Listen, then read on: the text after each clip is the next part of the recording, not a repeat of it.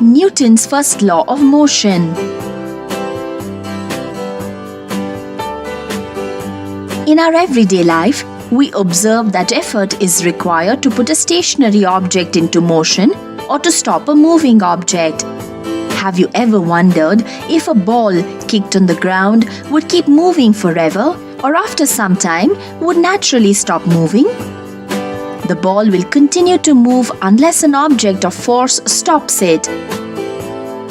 Here comes Newton's first law, which states a body continues to be in its state of rest or of uniform motion unless acted upon by an unbalanced external force.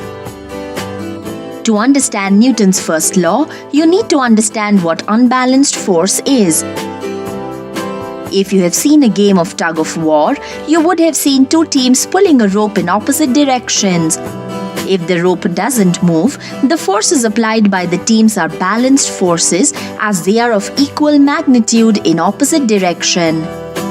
If one of the team applies greater force, it pulls the other team and the rope towards their side. In this case, the forces are unbalanced as the two forces are of unequal magnitudes in the opposite directions. If one of the team lets go of the rope, the opposite team falls backwards. This tendency to fall backwards despite letting go of the rope is due to inertia. That is, if an object is at rest, it tends to remain at rest, and if it is in motion, it tends to stay in motion. This property of an object is called its inertia. Inertia can be classified into three categories: inertia of rest, inertia of direction, inertia of motion. Certain experiences that we have while traveling in a bus can be explained on the basis of the law of inertia.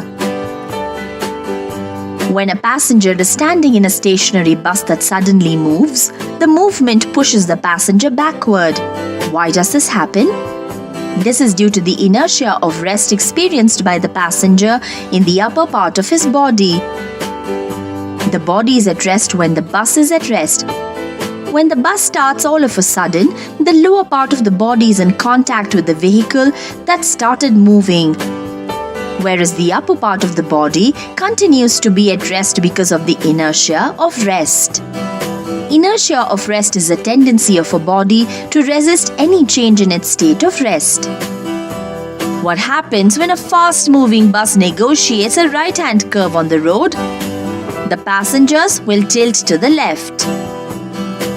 Inertia of direction is the tendency of a body to oppose any change in the direction of its motion.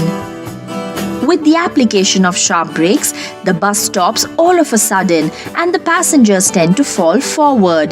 This is due to inertia of motion experienced by the upper part of the body. When the bus is moving, the whole body of the passenger is in a state of motion.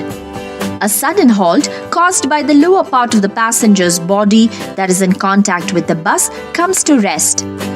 However, the upper portion of the body remains in the state of motion due to the inertia of motion